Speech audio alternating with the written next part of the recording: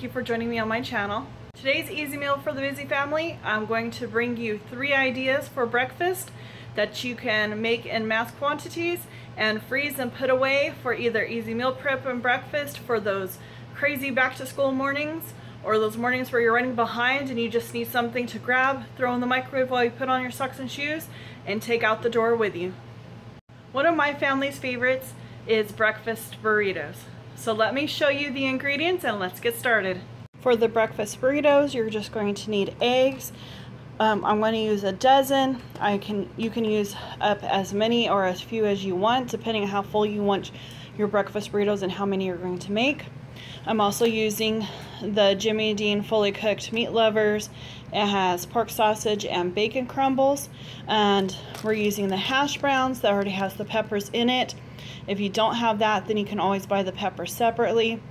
And then of course cheese and tortillas. First thing I'm going to do for the breakfast burritos is I'm going to warm up the pan, make it nice and hot. You can use oil, you can use butter. I'm going to go ahead and use some butter, and then I'm throwing some of the hash browns in the pan to brown them. Now if you don't have hash brown, you can use tater tots, you can use french fries, you can even cut up your own potatoes and fry them. Let the pan is nice and hot and I melted some butter in the pan. I put the hash browns in that already have the bell peppers in them. Now if I didn't have the bell peppers already in the hash brown, then I would have browned the hash brown first and then threw the bell peppers in. You can always add jalapeno and green chili, especially if you like spicy things, but since the whole family, especially the children, are going to be eating them, I am not adding the green chilies or the jalapenos to the potatoes. I only put about half of the hash browns into the pan. If you are going to use 18 count eggs or 2 dozen eggs, then go ahead and add the whole bag, or if you just like a lot of potatoes, add the whole bag. I only added half because we're only doing a dozen eggs at the moment. Your potatoes are nice and brown, go ahead and add your already cooked meat. Now if you're not using the pre-cooked meat, then you'll need to cook your meat prior to adding it to the potatoes. Let's go ahead and add the pre-cooked meat. And it is frozen, but it does not take long at all to heat up and warm up in this pan. After you stir in the meat and you let it heat up for a few minutes, you will add the eggs. Now it's up to you if you want to just crack the eggs and add them to the pan directly and then stir it up, or if you want to put them in a separate cup or bowl and scramble them that way and then add them to the pan. This was browning. I went ahead and cracked a dozen eggs into a bowl and scrambled them. And now I am going to add them to the meat and potato mixture and then stir that in. And this one.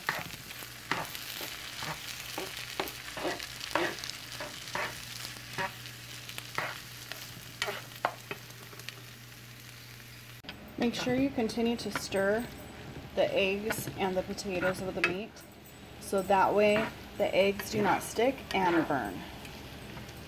And you'll need to continue to do that until the eggs are completely cooked all the way through. The eggs have completely cooked.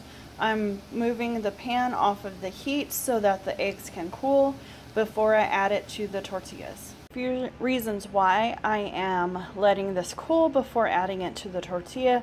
One is so I don't burn my hands while I'm rolling up the tortilla, but the main reason why is because this is really hot and you put in the tortilla. If you're going to eat it right away, it's fine, but because we're going to put it in the freezer or the fridge, it would make the tortilla soggy. For the tortillas, you can make them from scratch or you can grab your favorite brand. I would recommend, if you keep them in the fridge, to take them out while you're making your breakfast burritos. Wait until they're to room temperature, or you can warm them up in the microwave, in the oven, or on the stove top if you have a gas stove. And that way they're nice and warm and pliable while you roll your tortillas. You roll your burritos, sorry. Because if they're cold, when you're trying to roll them up, they will crack and break. One easy thing to make from a mix is some muffins, and you can easily make a bunch of them and stick in the freezer and then pop in the microwave. So let me show you our ingredients and let's get started. The muffins, all you're going to need is cupcake liners that you can get at any dollar store or your local supermarket, and your favorite muffin mix. You can always make them from scratch. What we're going to use is the Betty Crocker muffin mix, where you just add water or milk. And we're going to use chocolate chip, triple berry, and we have blueberry. Muffins, we are preheating the oven to 400 degrees. Oops. And while that preheats, we're going to go ahead and fix the muffins. Making muffins from a mix is fairly simple. You just follow the directions. These are awesome because you just add water and stir them while your oven preheats.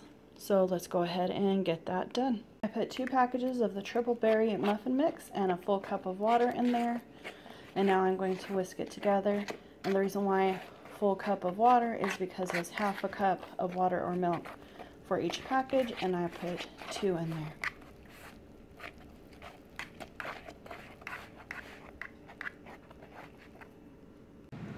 So after you have whisked it thoroughly together, then go ahead and use an ice cream scoop. I have sprayed with cooking oil so that way the mix does not stick to the scoop.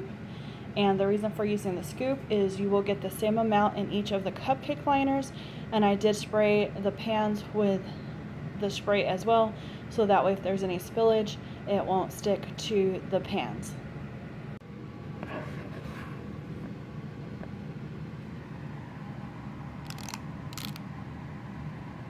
And I am putting about 2 scoops in each one because this is a smaller scoop. I'm going to put them in there for about 12 to 16 minutes. Until a toothpick goes into the center of them and comes out clean.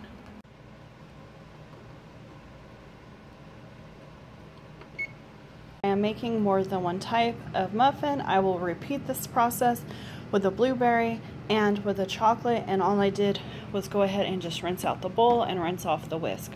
While the first batch of muffins is cooking, I went ahead and stirred up the second batch, which is the blueberry muffins, and now I am going to go ahead and start rolling up the breakfast burritos. Now I have placed the tortilla into some parchment paper, and I'm going to put a spoonful of the breakfast burrito mix into there and then sprinkle cheese over that before rolling it up.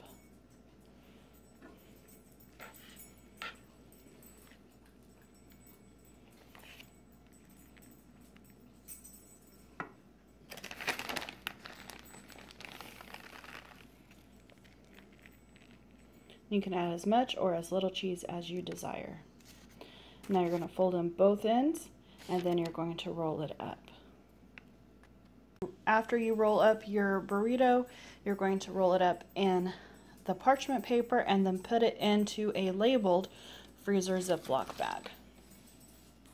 First batch of muffins are done. I'm going to let them cool for a few minutes in the pan before I pull them out and put them on cooling racks. I'm going to let the pans cool down before I put the new cupcake liners in there and add the new muffin mix. So I'm going to finish rolling the burritos while I let these cool. The burritos are done. The first batch of muffins are cooling. The second batch of muffins are in the oven. And I have mixed the third batch of muffins together. So now I am going to get started on the pancakes. One breakfast favorite is of course pancakes or waffles. So let me show you what we're using. Grab your favorite ingredients and let's get started. What you're going to need for the pancakes is your favorite pancake mix and whatever you want to add in on it. We're going to use the Hungry Jack Easy Pack, where you just add water and it already has chocolate chips in it.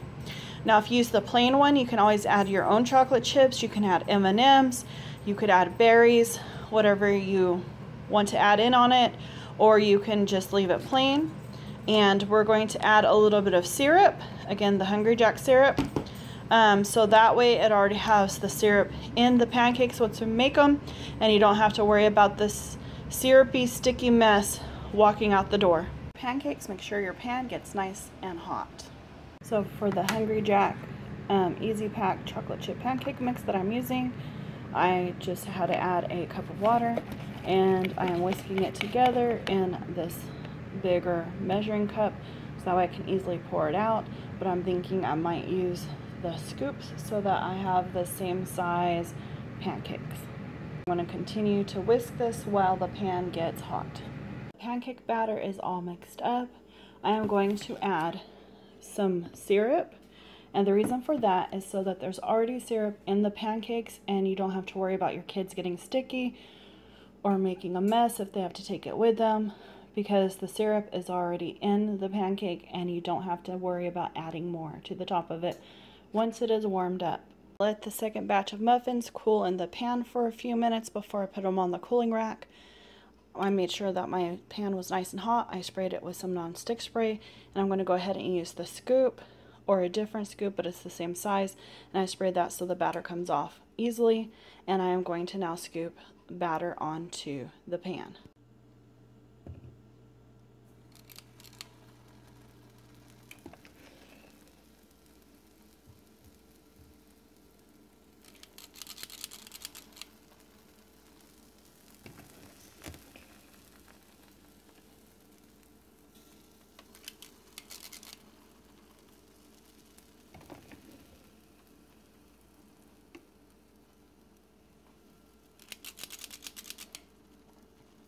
And these pancakes have chocolate chips in them. You can use whatever kind of extra little ingredient you would like to use, whether it's chocolate chips, berries, nuts, bananas, whatever is up to you. So in between flips of the pancakes, I was able to go ahead and put the muffins on the table to cool on the cooling racks. And then I relined the pans and scooped. I was able to do 6 scoops per flip of the pancakes, and now the chocolate chip muffins are in the oven, and I've already cooked several pancakes, and while the muffins are in the oven, I will finish cooking the pancakes.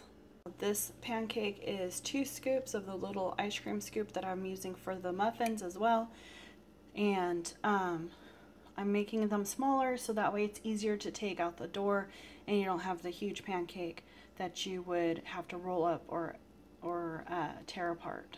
Make sure to remember to continuously re-grease or respray your pan so that the pancake batter does not stick to the pan. So now the chocolate chip muffins are going to cool in the pans for a few minutes before I put them on the baking rack or the cooling rack. My mountain of pancakes need to cool a little bit off, a little bit more, before I put them into a bag to freeze. My breakfast burritos are done. The triple berry muffins are cooled completely, and I will check on these. They're cooled completely or almost completely as well. So now I will go ahead and put these in their own freezer bag and make sure that they are clearly marked. So I have the triple berry muffins and the blueberry muffins already in the zipper bag for the freezer, and I was able to fit a dozen into each. And I'm waiting for the chocolate chip muffins to cool. The reason why you need to wait until they're completely cool is if not, then they're going to get soggy and yucky. For the pancakes, once they're completely cooled, you're going to use parchment paper to put in between each one so they do not stick together. You can either cut them to size and put one sheet in between each, or you can do like I'm about to do and just fold it over. So after I uncurled it, I just put a pancake down, and I'm going to fold it over and put another pancake on top of that, and keep repeating until it is done. So I was able to fit 3 pancakes per little strip, as you saw a while ago, and I have 2 stacked on top of each other, or 2 sets of 3, I should say. So I have about 2 dozen, and now I am going to put them in the labeled Ziploc bag for the freezer, and I made sure I put with syrup so that way everybody knows it already has syrup with it and they do not have to add more. So it took a total of maybe 2 hours, 2.5 hours, including filming and stopping to take care of some laundry and some other things. And I have 2 dozen breakfast burritos, 2 dozen chocolate chip pancakes with syrup, and 3 dozen muffins to stick in the freezer. And once you take them out, just wrap them in a paper towel, stick them in the microwave for a few seconds, or put them in the oven to reheat them, and to the heat or the temperature that you would like. And you have yourself some easy go-to grab and take with you breakfast items. I hope that you enjoyed this video. Let me know in the comments below what are some of your family's go-to breakfast items, and be sure to stay tuned next week where I share 3 easy ideas for the busy family for back-to-school lunches. And have a great day and God bless. And if you like this video, please leave a like, a comment, and